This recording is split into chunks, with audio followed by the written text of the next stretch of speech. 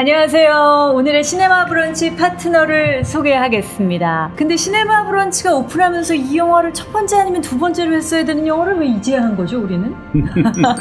영화 미션인데요. 저희 패션 오브 크라이스트도 했고, 정말 이 기독교 영화 중에 걸작이라고 할 만한 영화들도 여러분들께 틈틈이 함께 이제 보여드려야 되는데 너무 늦은 것 같네요. 죄송하고요. 자, 오늘 열심히 해보겠습니다. 미션.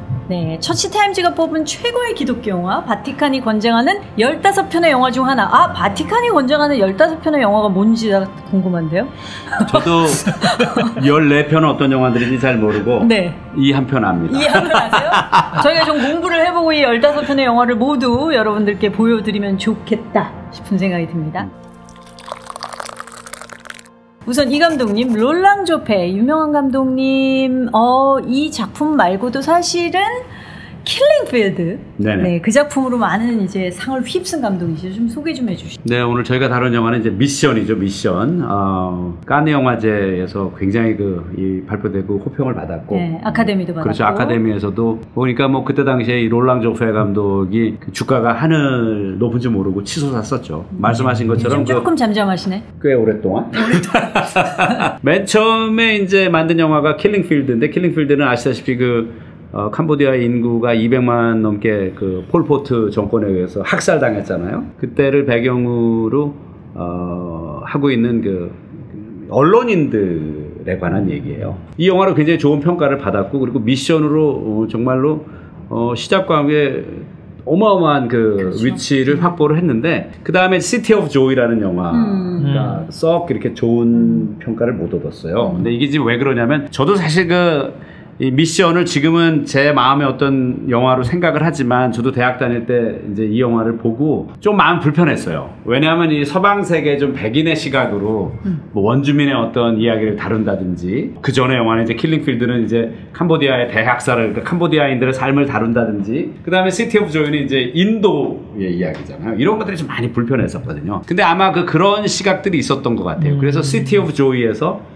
이게 좀 지나치다. 너무 이 감독은 자기가 했었던 것을 계속해서 반복한다. 어떤 이런 식의 이야기들이 있었고요. 활동이 많이 좀 위축됐어요. 그리고 뭔가 백인 우월주의 문화에 젖어있다, 막 이런 비판. 뭐 이제 그런 건데, 좀 이제 세상의 어떤 모든 사물이나 이런 것들을 좀 서방 세계의 어떤 백인 중심의 눈으로 바라본다라는 정도의 어떤 좀 나쁜 평가를 들으면서 좀 무너졌고요. 요즘도 영화를 만들고는 있어요. 그러나 그 다음에 활동은 좀 미미하다고 봐야죠. 또 이 미션 하면 빼놓을 수 없는 게 배우들인데요. 네. 제가 제일 좋아하는 한때, 요즘 내가 왜 정이 식었지? 계속 좋아해야지.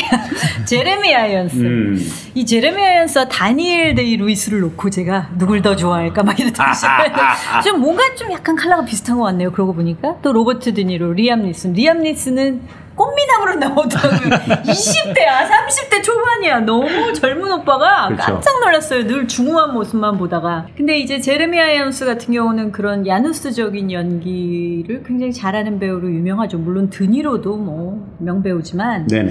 제레미 아이언스는 극과 극인 연기를 유난히 많이 했어요. 데미지에서. 그렇죠. 네, 아들과 한 여자를 놓고 싸우는 매정한 아버지. 제가 부산 국제영화제 때 제레미 아이언스를 인터뷰를 제가 한 적이 있어요. SBS 한밤의 TV연애라는 프로그램 한 7년을 했었는데 맞아. 그것 때문에 그때. 제가 그래서 인터뷰를 한번 했었고요.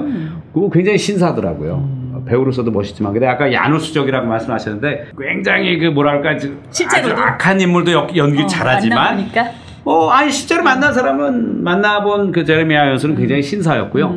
근데 이제 연기자로서는 이 영화에서는 너무너무 선한 어쨌든 하나님의 사람이죠. 가브리엘 신부 역할을 잘했지만, 또 데미지 같은 영화에서는 아들의 그 여자와 불륜관계인 그런 아버지, 정말 용서할 수 없는 인물로 나오잖아요. 그 연기자로서 어쨌든 그런 어떤 성과학을 넘나드는 정말 연기 잘하는 그런 배우인데 틀림없죠.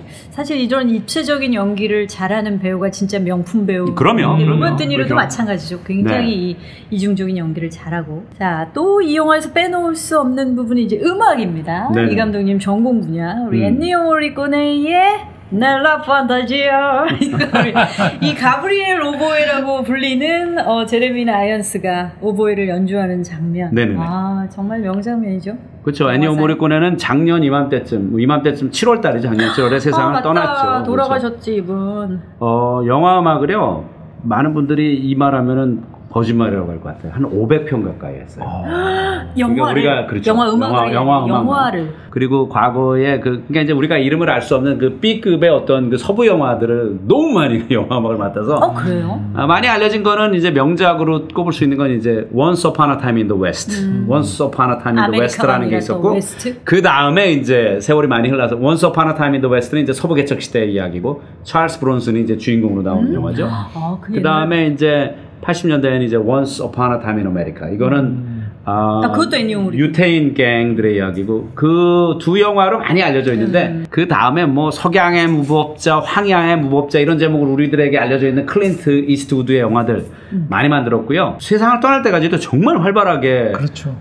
작품 활동을 했고 2016년으로 제가 기억을 하고 있어요. 그 Hateful Eight이라고 그 쿠엔틴 타란티노 감독의 영화의 영화 음악을 맡아서 그걸로 그 노령의 나이에도 아카데미에서 음악상을 받았으니까 정말 한 60년을 거의 쉬지 않고 시네마 천국도 입은 거죠. 시네마 천국도 있죠. 시네마 천국과 미션이 가장 유명하긴 하죠. 한 500편 되면 그렇죠. 대표작이 아마 본인도 잘 모를 거예요. 전에 그런 일이 있었어요. 제가 임권택 감독님이 저희 학교 이제 석좌 교수시라서 그 어느 날 이제 그 식사하고 차를 마시면서 얘기하는데 감독님이 그런 얘기 하시더라고요. 어떤 영화를 영화제에서 이렇게 보러 갔대요. 막 보는데 누가 저렇게 영화를 좀 거지같이 만든 거야. 이렇게 생각을 하셨대. 근데 조금 있다 보니까 자기 영화들에 500편 정도 하면 좀 그런 야 이거 누가 만들었니? 음악 이럴 수도 있을 것 같아요. 네. 그리고 이 영화를 본격적으로 얘기하기 전에 이 영화의 이제 배경이 된 역사적 배경에 대해서 저희가 좀 지식을 알고 넘어가야 되는데, 사실 이 가브리엘 신부가 속한 예수회의 선교 방식, 이 시대적 배경, 이것이 영화가 나오고 나서 사실 비판의 대상이 되기도 했습니다. 이 영화가 너무 좋았음에도 불구하고, 이 이제 서구 유럽 중심의 이 어떻게 보면은 되게 강압적인 선교 방식에 대한 논란이 이 영화 직후에 또 있기도 했는데요. 네네. 이 영화에 대한 좀 그런 시대적 배경에 대해서 감독님 좀 얘기해 주시죠. 근데 이거 이제 너무 깊이 들어가면 이것만 가지고도 말고? 목사님하고 저하고 몇 시간을 얘기해야 돼서 이렇게 할 수는 없고 지금 말씀하시는 게 이제 그거죠. 왜냐하면 이제 아시다시피 뭐 포르투갈이라든지 스페인 이런 나라들을 중심으로 영국도 거기에 당연히 포함되는데 이제 전 세계 곳곳으로 이제 식민지 정책을 펼치려고 하고 이제 남의 나라 남의 땅에 가서 이제 그 땅을 빼앗고 이런 건 이제 그 제국들이 한 거잖아요. 영국이라든지 뭐 포르투갈이라든지 그렇죠. 스페인이라든지 근데 이제 함께 갔었던 것이 복음이거든요. 선교하려고 당연히 그 사제들이 그 땅에 가서 순교한 사람들도 많고 그러다 보니까 이게 하나로 이제 주로 이제 카톨릭이죠. 카톨릭을 앞세워서 마치 그 침략을 한 것처럼. 근데 사제들이 그런 생각으로 갔을까요? 전혀 아니죠. 사제들은 가서 복음을 전하고. 근데 이제 이 제국들이 이 사제들이 복음을 전하러 간 어떤 그들이 이루어 놓은 어떤 그런 것들 그 열매들을 자기들이 취하는 과정에서 침략이 이루어지고 그랬기 때문에 종교가 이제 욕을 먹는 케이스들이 많은데 쉽게 말하면 남미에서 가장 파워를 갖고 있었던 그 침략자들은 누구냐면 포르투갈하고 스페인이에요. 그러니까 그들이 항상 영토를 두고 싸우기도 하고 때로는 이제 서로 지들끼리 만나가지고 야, 이 땅 너 이거 가져라. 대신 우리가 딴 거 이거 가져갈게. 뭐 이런 거 지들끼리 하는 거예요. 사실 원주민들의 땅인데 자기들 땅인데 과라니족이라는 그 원주민들이 살고 있는 그들의 고유의 땅 이것이 굉장히 높은 폭포 위에 있는 땅이에요. 근데 이제 여기가 원래는 그 스페인 영토였는데 그래도 스페인은 그 노예제를 직접적으로 드러내놓고 실행하는 나라가 아니라서 거기에서 이제 과라니족을 이제 생포해서 노예로 팔고 이렇게 했었는데 이제 이 땅이 과라니족의 땅이 지들끼리 이제 서로 그 조약을 맺어서 포르투갈로 넘어가게 됩니다. 근데 포르투갈은 이제 대놓고 노예제를 실행하는 나라거든. 그러니까 천주교 사제들이 와서 선교를 해가지고 과라니족을 많이 좀 복음화 시켰어요. 그러니까 과라니족이 복음화된 과라니족들이 살고 있는 땅인데 너희들 나가라. 정글로 돌아가라. 안 그러면 다 없애버리겠다. 그리고 거기에서 이 땅을 이 과라니족을 위해서 일구고 그들을 복음화한 사제들에게는 너희들은 다 돌아와라. 그 중에 이제 양심적인 사제들이 그럴 수가 없잖아요. 왜냐하면 자기들이 목숨을 걸고 이 과라니족에게 복음을 전하러 갔는데 그리고 그들에게 하나님의 명으로 우리가 너희들과 함께 이 땅을 이룰 것이다라고 얘기하고 그 선교지를 개척했는데 이제 와서 그 너희들은 밀림으로 돌아가라.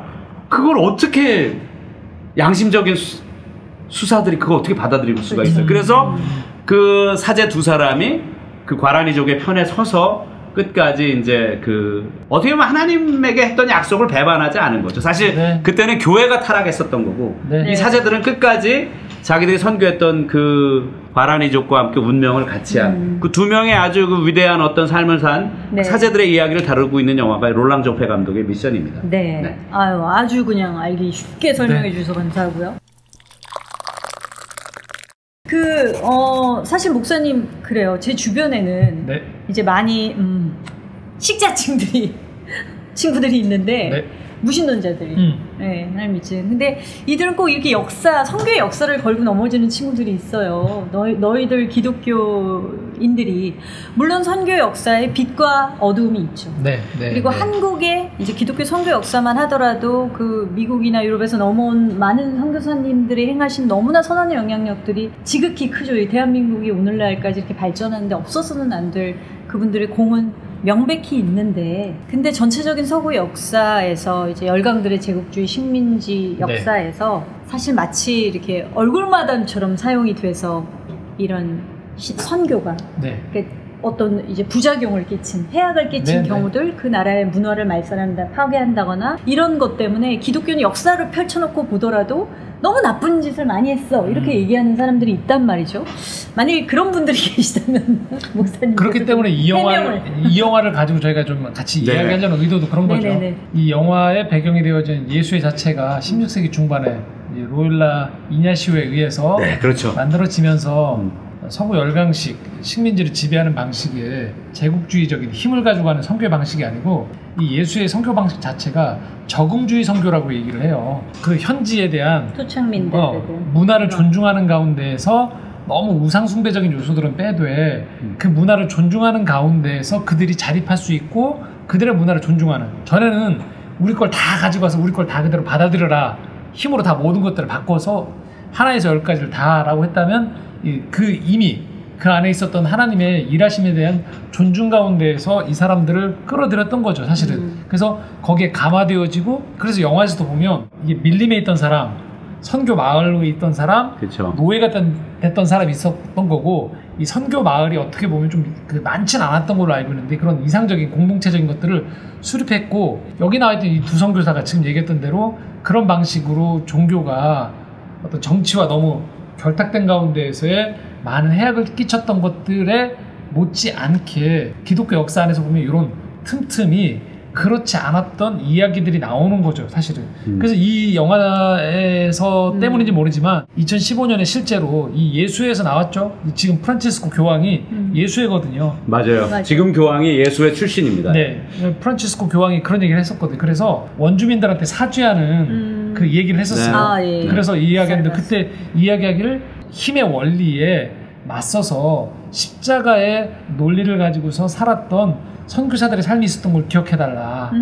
분명히 기독교 역사들에는 이 복음을 전하는 역사 가운데에서는 수많은 우리의 그 선교 방식의 죄가 있었지만 이렇게 원주민들을 지키기 위해서 힘썼던 숭고한 이 선교사들의 이런 은혜가 또한 있었던 것도 잊지 않았으면 좋겠다라고 얘기하면서 원주민에게 사과했던 역사도 있었거든요. 그래서 얘기한 대로 무조건 아니라고 우리가 변호할 문제는 아니고, 하지만 이야기한 대로 그럼에도 불구하고 복음의 정신 자체를 늘 구현하려고 고민했던 역사가 있었기 때문에, 어떻게 보면 기독교 2000년 역사 안에서 여전히 이 복음이 영향력이 있고 생명력이 있다고 얘기할 수 있는 것은, 여기 나와있던 이 두 신부처럼 순교자적인 복음으로 살아내려고 했던 사람들이 있었기 때문에, 개개인의 수사들이 이게 꼭 식민지의 이런 땅이 아니라고 하더라도 그냥 유럽 본토에서조차도 기독교로 강제 개종을 시키는 과정에서 수많은 사실 고통과 학살과 아픔들이 있었는데, 이런 개개인이 있는 걸 저희가 이해한다고 하더라도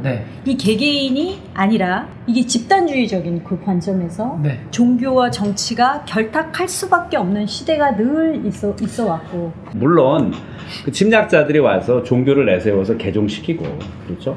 그리고서 그 어떤 민족 자체를 완전히 뿌리를 뽑고 이런 악행들이 저질러졌고, 이 영화도 보면은 당시에 천주교회와 그리고 이제 그 침략 세력들이 결탁해서 그 선교지를 완전히 말살시키고 이런 것들이 있어요, 당연히. 그러니까 굉장히 많은 죄를 지었고, 우리가 십자군 전쟁 때부터 시작해서 지금 이 남미에서도 뭐 잉카 문명이라든지 아스텍 문명이라든지 네, 이것들이 네. 종교의 이름으로 들어와서 그 문명 자체를 완전히 그 무너뜨리고 이런 정말 그 불행하고 씻을 수 없는 죄악의 사건들이 있었지만 아까 목사님께서 설명해 주신 이 영화에서 사실 그 예수회는 굉장히 중요하거든요. 네. 이 제수이트라고 하는 예수의 신부들이 실천한 삶은 두 가지거든요. 청빈과 순결이거든요. 그러니까 이분들이 가서 그 선교지를 개척할 때 거기에 무슨 침략의 어떤 태도가 있고 이거를 통해서 이 땅을 내가 먹어야지 나중에 키워서 전혀 없는 거거든요. 자기 목숨을 걸고 가서 복음을 위해서 갔었던 그 뭐라고 할까 이거 선교사들 그 수도자들이 대부분이고 그런데 이제 그것들이 나중에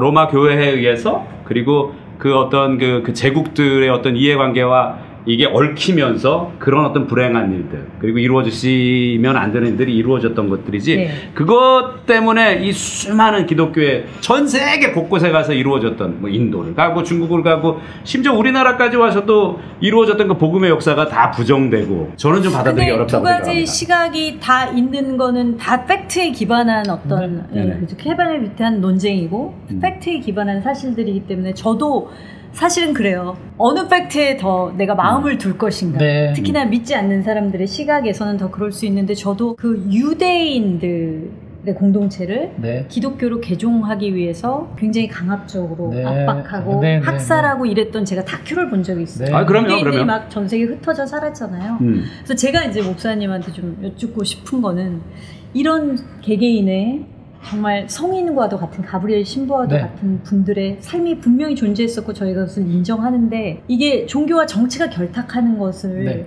우리가 정말 어찌할 수 없는 일인가? 이것은 역사에서 막을 수 없었던 일인가?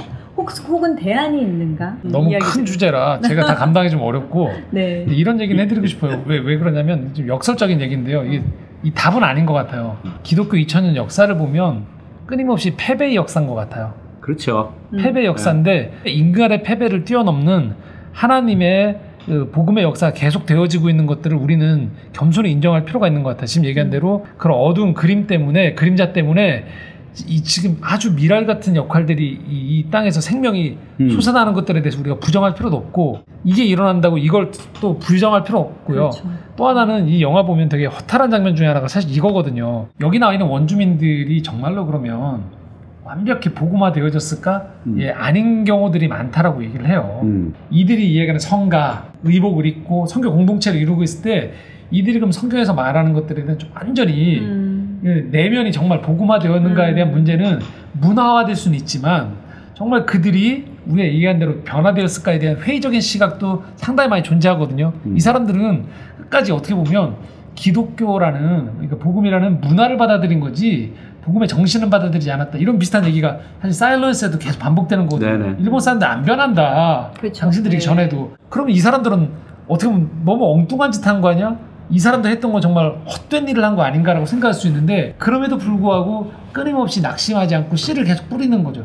그 가운데에서 이 땅에 하나님의 이 일들이 복음이 계속 전해진다라고 생각하는 거예요. 하나님은 계속 일하고 있다는 것도 또 신앙적으로 고백할 필요가 있지 않은가. 근데 뭐 일본 같은 경우는 물론 복음이 척박한 땅이라고 사일런스에서도 얘기하고 네. 뭐 결국 그 복음화가 많이 이루어지지 않았지만 남미의 경우는 다르잖아요. 지금 남미가 카톨릭 인구가 어마어마하고 대부분의 남미인들은 지금 네. 카톨릭 신앙을 갖고 있으니까 이 신부들이 뿌린 그 피로 헛되지 않게 좀 크게 싹을 틔웠다고 네. 보는 게 지금 맞겠죠, 사실. 네. 이 사실은 그 이야기를 했는데 정치와 종교가 결탁하는 문제. 네. 그것을 대표하는 인물이 등장을 하죠. 이 영화의 추기경. 네. 네.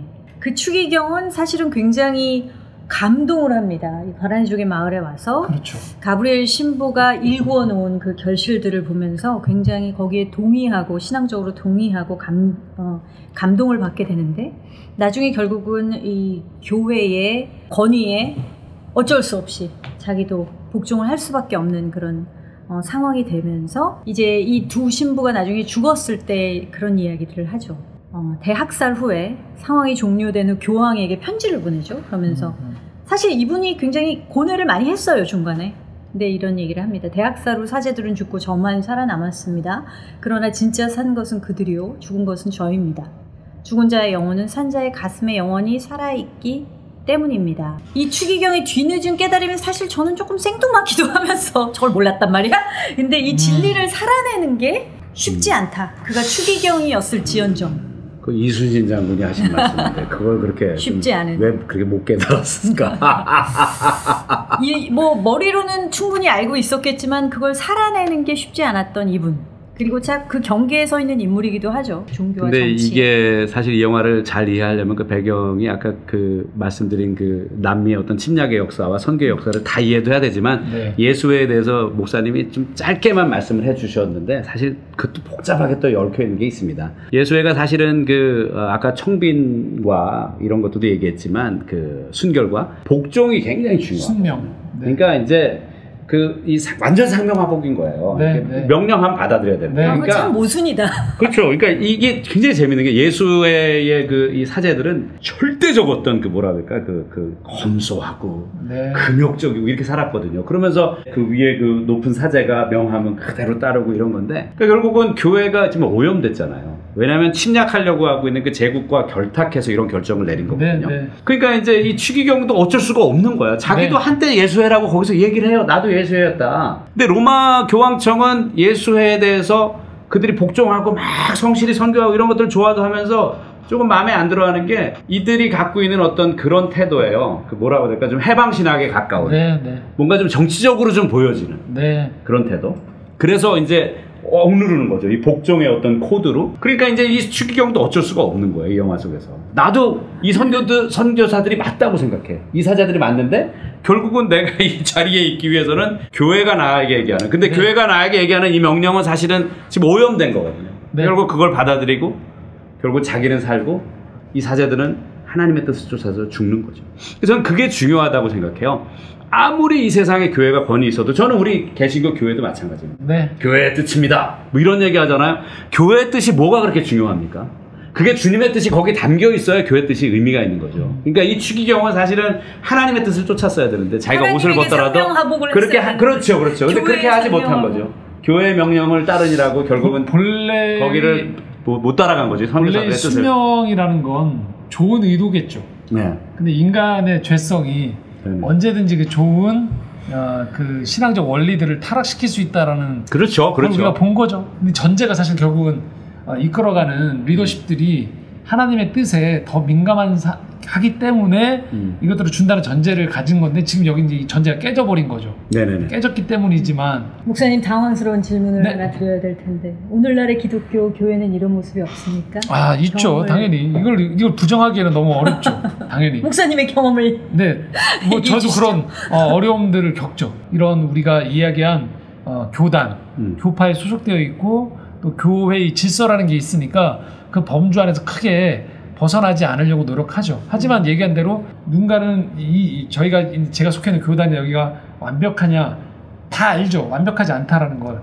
그런데 누군가는 밖에서 그걸 돌을 던질 문제인가 또는 그 안에서 끊임없이 노력하면서 바꿔나가야 될 문제인가라고 생각해보면 제가 할 수 있는 범위에서 최선을 다하려고 한다고 얘기하겠죠. 근데 이런 질문을 던지면 얘기한 대로 완벽한 교회가 있을까는 없겠죠. 없죠. 변명은 아니고. 없죠. 예. 없죠. 정말 목사님 말씀대로 그 상황에 맞게 뱀처럼 지혜롭게 교단이나 교파에 순명해 나가면서 이렇게 처신하시는 거 굉장히 그 방법이 가장 옳다라고 생각이 드는데 이게 정말 악해질 경우에 이 영화에서처럼 정치적인 결탁 그거는 정말 뭐 어느 중간지대가 아니라 완전 그냥 악을 향해서 내던지는 거잖아요. 교회가 자기를. 참 이런 경우가. 그럴 땐 지금 얘기한 대로 결단을 서야겠죠. 더 큰 의미에서의 순명이 뭔가 더 큰 하나님의 뜻에 대한 결국은 신앙은 맨 마지막 지점은 내가 하나님 앞에서의 내 신앙에 대한 양심과 자유, 책임성을 요구받는 자들이 저는 있다고 생각해요. 어느 맨 마지막 지점에서는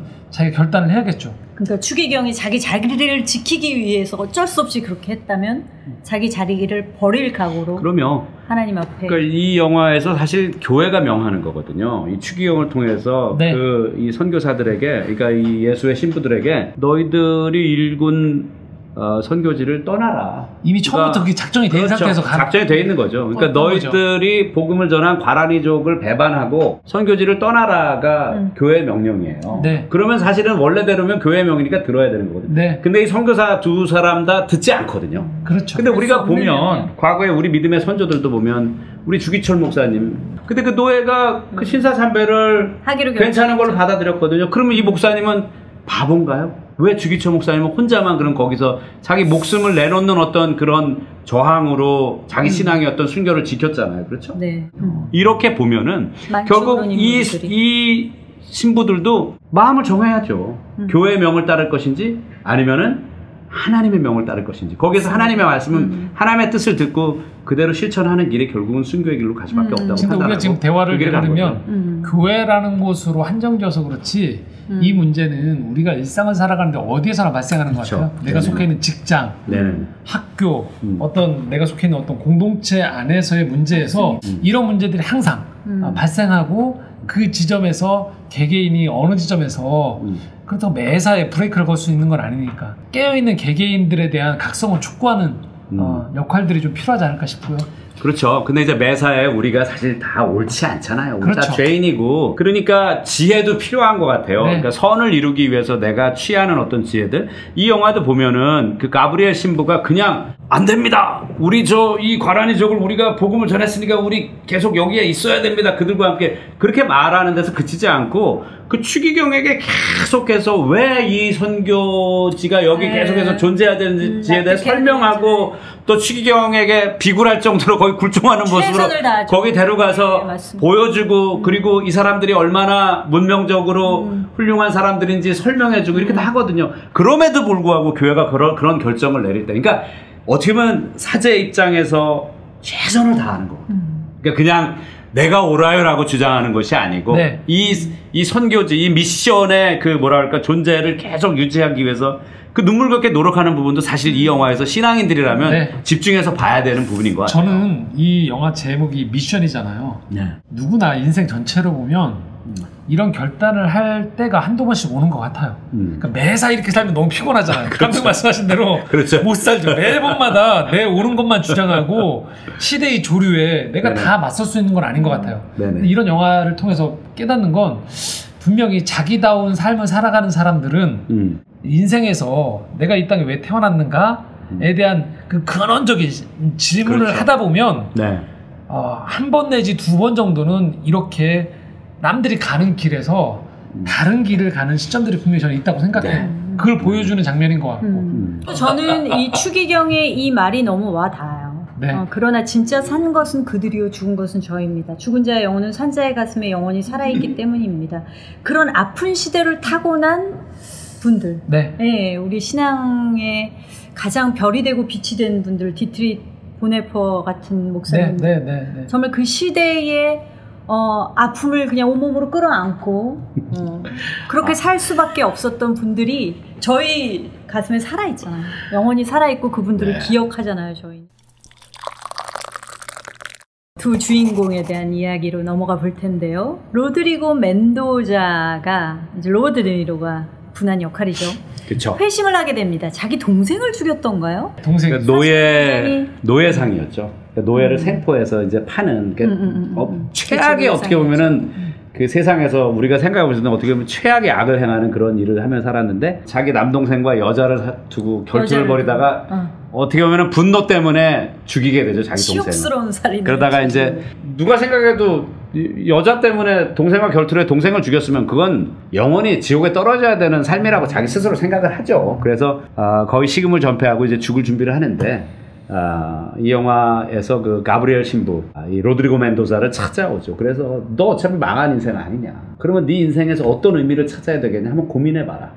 그래서 결국은 그 자기 죄를 회개하고 그리고 하나님 앞에서 회심해서 신부가 되는 길을 이 가브리엘 신부가 열어주죠. 이 로드리고 멘도자가 회개를 하고 가브리엘 신부와 관계를 맺으면서 가브리엘 신부가 예수님 대신으로 용서를 하는 장면이 너무 감동적인데 회심을 정말 제대로 했다는 생각이 들더라고요. 네. 저도요. 로드리고 멘도자의 회심 목사님은 어떻게 보셨어요?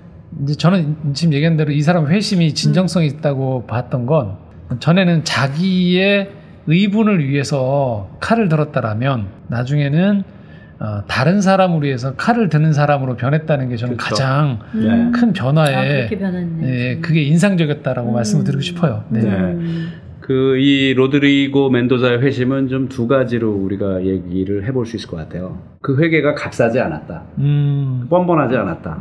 즉 하나님이 나의 과거의 악행들을 다 용서해 주시고 나를 죄 없이 흠없는 사람으로 만들어 주셨어요가 아니고 과거의 그 원주민들을 과란이족들을 자기가 노예로 생포해서 팔고 그들의 삶을 지옥으로 만든 자기의 죄가 있잖아요. 그 죄값을 치르기 위해서 그가 과란이족이 살고 있는 그 폭포 위가 엄청나게 거의 직벽이거든요. 거기를 자기가 과거에 썼던 칼들, 갑옷들 이런 엄청 무거운 것들을 들고 거기까지 올라갑니다. 그 장면이 너무 그러니까 속죄의 길을 간 거죠. 그러니까 예수 믿는 분들이 그렇게 생각하는 분들 많아요. 예수 그리스도의 이름으로 너의 죄사함을 받았으니까 됐다.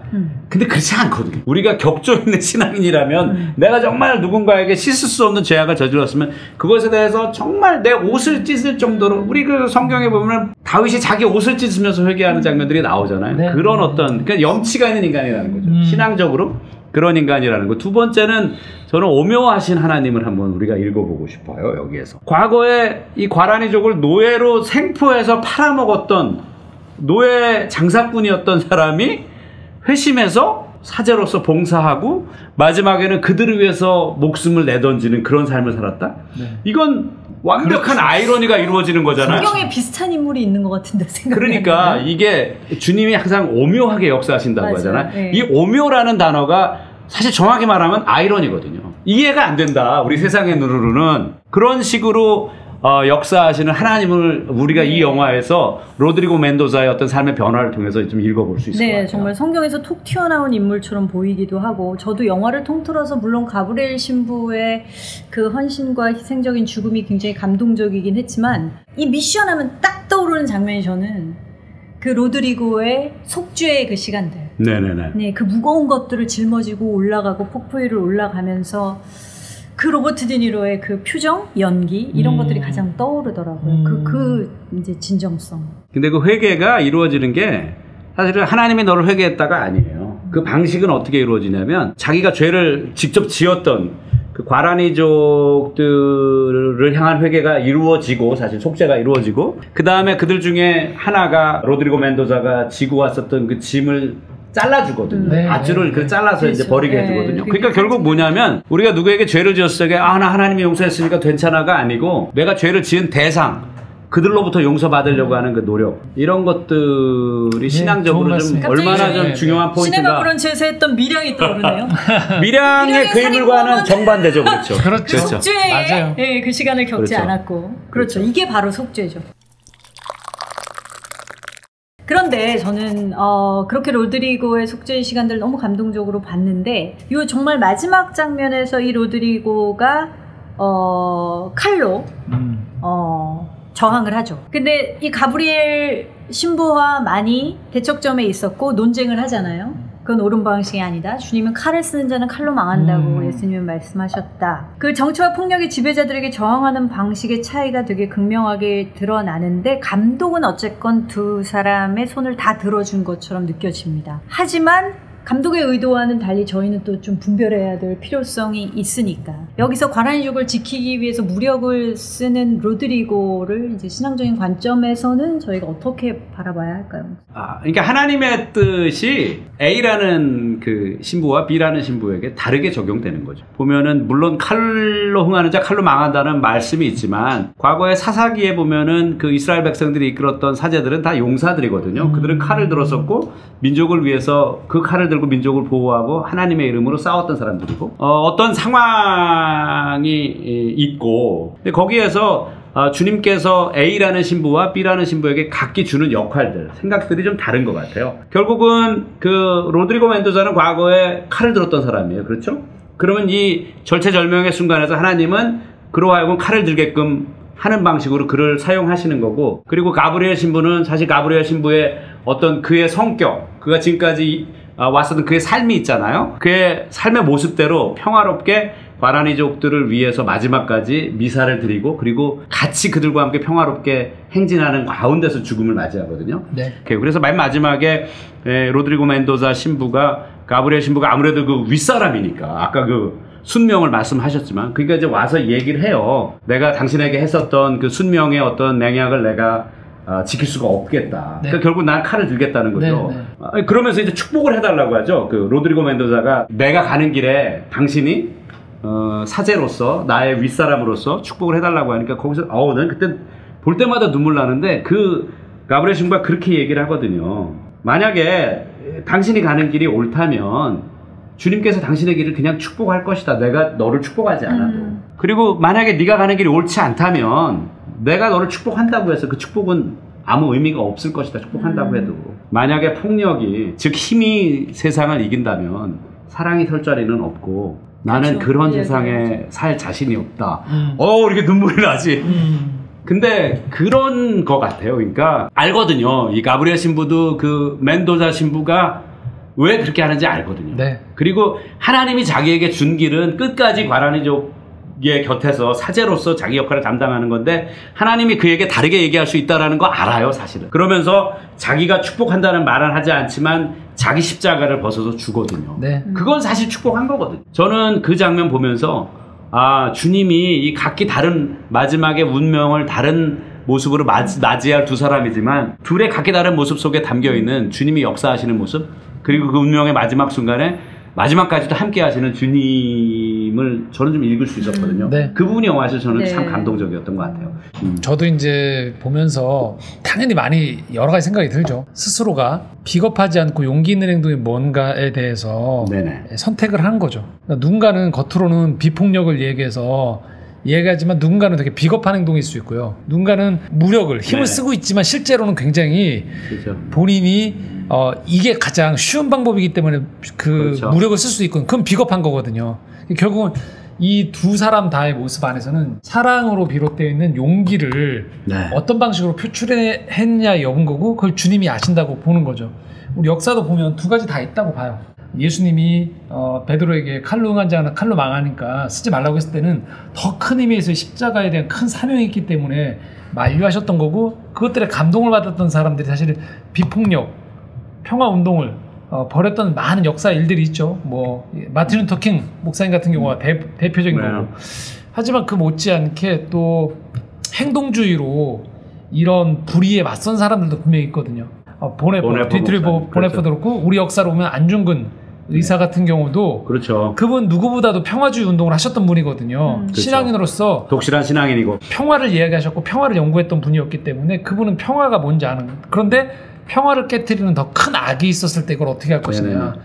뭐 들어보신 분들 아시겠지만 보네퍼의 가장 유명한 얘기 중에 이런 게 있거든요. 미친 운전사가 있을 때 이 미친 잘못된 운전사가 네. 차를 몰고 있으면 이 사람에 의해서 희생당한 사람들의 장례식에 참여할 거냐 이 미친 운전사의 핸들을 꺾어버릴 것이냐 나는 앞을 택하겠다라는 거죠. 그럼 누군가는 그걸 적용할 때 비폭력으로도 해석할 수 있고 누군가는 이 땅에 정말 화평이 깨어뜨리는 큰 악이 있었을 때 그 큰 악을 제거함으로 인해서 진정 화평을 가져오게 하기 위한 방법이 무엇일까를 고민했을 때 충분히 저는 이 로드리고의 방법도 어느 시점에서는 가능하지 않을까라고 조심스럽지만 그렇게 얘기해 볼 수 있지 않을까 생각해요. 역사는 이 두 가지가 같이 맞물리면서 평화를 찾아오고 그랬던 역사지 단순히 한쪽에 손을 들어서만 역사가 지금처럼 조금 더 나아지는 쪽으로 오진 않았다고 생각합니다. 네. 사실 이 영화에 한 방에 훅이 있다면 저는 그 장면들에 몰려있는 것 같아요. 감독이 진짜 가브리엘 신부의 방법만이 옳았다 이렇게 갔다 하면 영화가 주는 감동이 훨씬 더 줄어들었겠죠. 근데 이 두 사람이 각기 다른 방식을 가면서 어쨌든 과라니족에 대한 사랑, 아까 네. 말씀하신 사랑의 기반이 그쵸. 된 용기를 다른 방식으로 표출을 하면서 죽는 순간에 서로를 마주보고 예수님이 이곳에 계셨다면 로드리고에게 무슨 말씀을 해주셨을까? 그때 가브리엘 신부가 로드리고를 축복하면서 했던 말들, 그 장면이 정말 예수님이 이 땅에 계셨더라도 저렇게 하셨을 것이다 로드리고에게 이런 믿음을 주거든요. 그 장면이. 그러면서 이 마지막 장면들이 굉장히 진짜 말씀하신 것처럼 감동이 있고요. 영화를 통해서 저희가 그렇게 볼 수 있는 것 같아요. 만약 정말 강단에서 그냥 설교를 하실 때는 분명히 비폭력의 손을 목사님들은 들어주시겠죠. 칼을 쓰는 자는 칼로 망한다. 그러나 이것이 정말 그 상황에서 체현되고 그 상황이 앞에 벌어졌을 때 그 사람의 마음은, 그 사람의 사랑의 의도에 정말 사랑이 있느냐, 진정한 사랑이 있느냐는 주님만이 아시기 때문에 우리는 이제 영화를 통해서 이런 이야기를 할 수 있는 것이 너무 좋은 것 같습니다. 그러니까 이제 그 방식에 있는 게 아니고 그 마음의 상태에 있는 거죠. 그렇죠. 사랑에 있는 것이고, 그 어디에 주님의 뜻이 있다 정하는 것이 옳은 것이 아니고 다 있다라고 보는 것이 맞는 것 같아요. 왜? 그들의 마음속에 사랑이 있었기 때문에. 그 사랑이 없었다면 거기 있을 이유가 없죠. 그렇죠. 거기 왜 있겠어요, 그 신부들이. 사랑하는 그 마음, 그게 굉장히 중요하다고 생각합니다. 저도 맨 마지막 장면 보면서 이 기도문이 떠올랐어요. 성 프란치스코의 평화의 도구 써달라는 그 기도. 우리 자체가 도구죠, 도구. 평화의 도구로 살아가는 존재로 부름받았기 때문에 그 도구는 그 상황에서의 쓸모에 맞게 내가 어떻게 쓰임을 통해서 평화가 찾아올 수 있도록 하는 거에 더 큰 그림이 좀 필요하지 않을까 싶은 생각이 좀 들어요. 저는 이 부분도 말씀을 꼭 드리고 싶은데, 교황청의 명에 의해서 지금 남미에 있는 포르투갈과 그리고 스페인의 연합군이 지금 쳐들어온단 말이에요. 거기에 어떻게 이 신부들이 저항하고 싸울 수 있죠? 절대로 승리할 수 없는 싸움이에요. 그거는 멘도자 신부도 알아요. 그렇죠. 안다고. 근데 싸우고 있다고요. 그냥 나에게 주어진 사명의 길을 가는 거예요. 이 일 이후에 주님이 어떻게 역사하실지에 대해서는 내가 모르는 거죠.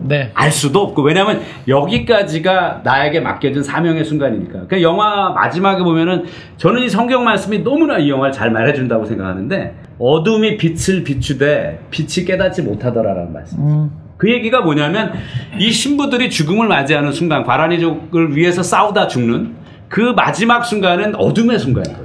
빛이 안 보이죠. 왜냐면 내가 죽는데, 그리고 여기서 내 삶은 끝나는데 어떻게 그 다음을 알겠어요. 근데 그 말씀이 너무 위로가 되는 것 같아요. 빛이 비춘다니까요. 근데 어둠이 모른다는 건 지금 어둡다는 거. 빛이 비춘다는 거는 빛의 순간이 온다는 건데, 그 사제들의 입장에서는 내가 살아서 내 눈으로는 이 과라니족을 위해서 비추는, 아니면 남미 대륙 전체에 비추는 그 복음의 어떤 하나님, 안 보이는 거죠, 사실. 근데 온다는 걸 아는 거죠. 저는 그게 믿음이라고 생각해요. 저는 그래서 그 순간이 믿지 않는 분들이 그 영화를 보면은, 저게 무슨 의미가 있을까? 결국은 선교지도 다 파괴되고, 저 신부들은 세상 말로 하면 그냥 헛된 죽음을 한 거다, 이렇게 얘기할 텐데, 저는 그렇게 보지 않는 거예요. 그들이 뿌린 피가 씨앗이 돼서 결국은 어둠을 밀어내고 오는 빛처럼, 그렇게 나중에 그들이 한 희생이 그냥 무가치한 것이 아니고 어마어마한 가치로 지금 어떤 그 남미의 땅을 비추는 것이 아닌가, 저는 그렇게 생각을 합니다. 저는 이게 남미의 땅이건 어떤 한 개인적인 영혼의 그 변화와 구원이건 간에 이들을 바꿀 수 있는 힘은 결국은 십자가다. 십자가의 길이다. 그런데 사실 그 정치와 종교가 같이 결합된 이 지배자들은 그 힘의 원동력을 지배하러 보잖아요. 지배하고 정복하고 힘으로 억누르는 길을 택하지만, 사실은 십자가의 길만이 사람을 변화시키고 구원할 수 있다는, 이게 바로 그 빛이구나, 이렇게 저는. 영화 초반부에 나오죠. 너무 유명한 장면인데, 가브리엘 신부가 과라니족과 딱 포위됐을 때 오보에를 연주하잖아요. 그쵸. 그게 이 시대의 모든 것들을 다 상징적으로 말하는 게 아닌가 싶어요. 왜냐, 분명히 과라니족이 앞부분에는 예수의 신부 하나 죽였거든요. 맞아요. 그 시체로 떠내려갔단 말이에요. 맞아요. 그러면 사실은 가브리엘 신부가 거기서 오보에를 들었을 때에도 이게 보장을 받는 게 아니에요. 그럼요. 사실은 말이 안 통하는 상황이기 때문에 또 다른 신부가 있기 때문에 이 사람들 언제든지 사실은 죽일 수 있는 거예요. 우리 영화를 봤기 때문에 이미 결론 알기 때문에 저렇게 하면 녹아내릴 거라고 생각하지만, 실제 저 상황은 삶과 죽음을 각오한 상태에서, 모르는 상태에서, 그렇죠. 자기는 거기서 자기가 할 수 있는 악기를 가지고 연주를 하는 거거든요. 근데 이게 우리가 이 땅에서의 이 복음을 가지고 산다는 삶의 운명이라는 게 이런 게 아닌가 싶은 거예요. 결과를 보장받지 못하지만, 환영받지 못할 것 같지만, 어딘가에서 우리에게 주어진 각자의 오보에를 가지고 연주하는 거죠. 우린 연주하는 거예요. 결론은 몰라. 결론은 얘기한 대로 떠내려갈 수도 있어요. 떠내려가거나 우리 가치가 인정받지 못할 수도 있고, 어떤 때는 하나님의 은혜 속에서 그때가 잘 맞아서 그 사람들이 감동될 수도 있는 거죠. 근데 우리는 중요한 건 뭐냐면 가야 되는 거고, 가서 거기서 뭔가를 우리가 할 수 있는 것들을 가지고 연주를 천상의 노래를 연주하는 것들이 우리에게 주어진 이 미션, 불확실성 속에서도 끊임없이 우리가 노래를 불러야 되는 게 우리의 몫이 아닌가 싶어요. 너무 좋은 말씀 같습니다. 이게 정말 마지막에 가브리엘 신부가 택했던 십자가의 길을 암시하는 장면, 그것을 그림으로 보여주는 장면이 오보에 그러니까 마지막에 순교자가 된 거지만 사실은 이 가브리엘 신부는 이미 영화 초반에 복음을 전혀 받지 못한 과라니족에 복음을 전하겠다고 자기가 그 폭포로 올라가는 순간 이미 순교의 길에 들어선 거죠. 그냥 그게 오히려 주님이 은혜를 베풀어 주셔서 복음이 전해 주셔서, 그러니까 어쩌면 진짜 그분의 마음에서는, 가브리엘 신부의 마음에서는 주님에게 그렇게 쓰임 받은 것에 대한 감사함이 있었을 거라고 생각해요. 내가 주님이 명하신 대로 그 순교의 길을 가겠다고 처음부터 생각을 한 거고, 우리가 살아가면서 말씀대로 살아간다는 게 큰 어떤 그게 아니고 내가 가지고 있는 걸로 사실은 연주를 하는 거죠. 세상 속에서 말씀대로. 그럼 사실 세상의 원리와 다른 각박한 이 원리 속에서 우리가 줄 수 있는 감동이 좀 있지 않을까. 저희가 그래서 이 영화 보면서 그 장면이 좀 마음에 좀 남았으면 하는 바람도 좀 있어요. 살면서 이 막 저기와 사리가 막 등등한 이 세상 속에서 너무 태어나게 죽을지도 모르는데 오보에를 연주한다는 게 어떤 면에서는 십자가를 지고 예수님 따른다라는 이야기가 죽을지도 모르는 건데, 십자가라는 거 그걸 지고 따라오라는 예수님은 뭔가 근데 그걸 통해서 산다는 거잖아요. 우리 메시지가 그걸 얘기하는 것 같아서 살아가면서 이 그림이 잊지 않았으면 좋겠다. 이 오보의 연주의 이 장면을 잊지 않고 살면 좋겠다. 사진을 이렇게 캡처해가지고 영화 장면을 캡처해서 가브리엘스 오보에를 포스터로 만들어서 집에다 걸어두고 있어도 좋겠다는 생각이 드는데, 늘 상기하고 기억에서 소환할 수 있도록요. 이 어떤 선한 영향력, 그 일상에서 행하신 선한 영향력으로 혹은 이렇게 선교주에서 죽음으로 사람들에게 영원한 가치를 심어주는 그런 사람들이 존재하고, 크리스찬은 그 길을 따라가야 하지 않을까, 예수님의 제자도가 아닐까라는 생각을 해보게 됐고요. 예수님을 따르는 삶의 모형을 미션 영화를 통해서, 가브리엘 신부의 모습을 통해서 저희는 들여다봤습니다. 저희 일주일도 살아가면서 그렇게 작은 실천, 내 자아를 죽이고 십자가의 길을 걷는 실천을 해봤으면 좋겠고요. 가브리엘의 오보에 그 장면을 저희 마음속에 심고 기억하는 그런 한 주가 되었으면 좋겠습니다. 오늘도 끝까지 함께 해주셔서 너무 감사하고요. 다음 주에 시네마 브런치 파트너 더 좋은 영화 모시고 여러분 찾아뵐게요. 감사합니다. 네, 고맙습니다.